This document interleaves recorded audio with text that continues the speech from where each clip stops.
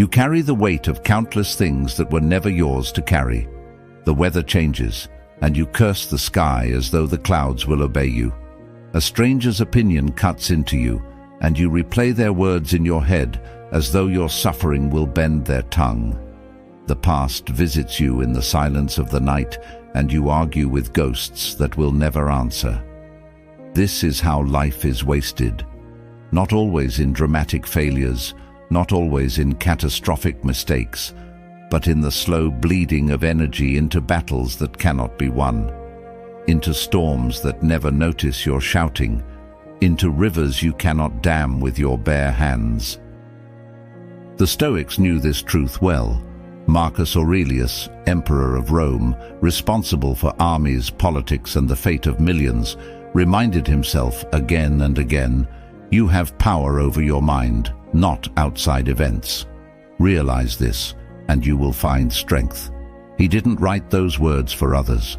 He wrote them for himself in his own journal, fighting against the same weakness you fight against now, the desperate urge to control the uncontrollable. Imagine a man who ruled an empire reminding himself daily of something so simple. I cannot control the world, I can only control my mind. And yet, here you are, with your life in your hands, forgetting it almost every hour. Think about how much of your life has been wasted in worry. Think about the time you've spent replaying things you should have let go, raging against people who never thought of you again, holding on to insults, mistakes, and fears like they were treasures.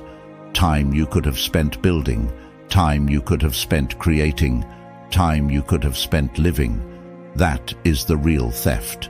Not the things people took from you, but the things you gave away freely by obsessing over what was never yours to begin with. Seneca once said, "It is not that life is short, but that we waste much of it." And you know this is true because deep inside you have felt it. You have sat in silence and realized that whole years of your life dissolved into anxiety about things you never controlled. Whole years gone into smoke.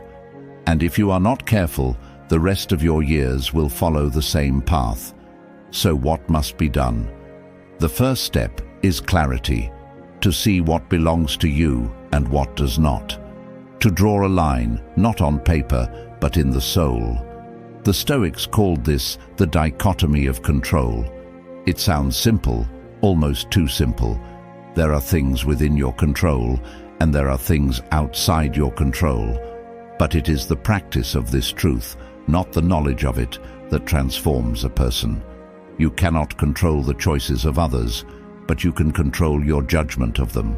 You cannot control whether fortune gives or takes away, but you can control whether you despair or adapt. You cannot control whether the past haunts you, but you can control whether you keep feeding it. Life is not shaped by what happens. Life is shaped by what you do with it. Epictetus, born into slavery, crippled, owning nothing, taught the same truth. He said, "People are disturbed not by things, but by the view they take of them. If anyone had reason to despair, it was him." Yet his freedom came from refusing to waste his soul on what he could not change. He could not change being a slave. He could not change the cruelty of others, but he could change his response. And in mastering that one thing, he became freer than the men who owned him. Ask yourself now, how much of your energy today has gone into what you cannot control, into what other people think of you, into the twists of fortune, into the fear of the future? You bleed yourself dry in these places, then wonder why you feel empty, why you feel powerless, why life feels like it slips away. It slips because you give it away. You pour it into things that do not bend to your will. Then you call yourself unlucky. But you are not unlucky. You are simply distracted. You are fighting in the wrong arena. The work is to return, to pull your energy back to where it belongs, to refuse to let the storms outside decide the state of your inner weather. It is not passivity, it is discipline. It is not weakness, it is power. When someone wrongs you, you cannot control their actions, but you can control whether you add your own suffering to it. When life throws chaos at you, you cannot control the tide, but you can control whether you drown or whether you learn to swim with it. When fear whispers of the future, you cannot control what tomorrow brings, but you can control whether today is wasted in trembling. This is not easy work. It is daily. It is relentless. It is the work of a lifetime, but it is the only way to live without wasting your life. Otherwise, you will grow old still chained to things you never commanded, still replaying what is gone, still fearing what has not arrived. And on your final day, you will realize you never lived your own life at all. You lived at the mercy of things that never belonged to you. So take back what is yours. Take back your attention, because it is the currency of your life, and every moment you spend on things beyond your reach is like spilling coins into the ocean.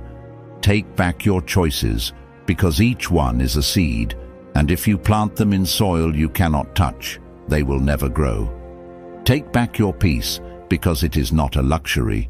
It is the foundation of every clear thought, every calm decision, every step forward.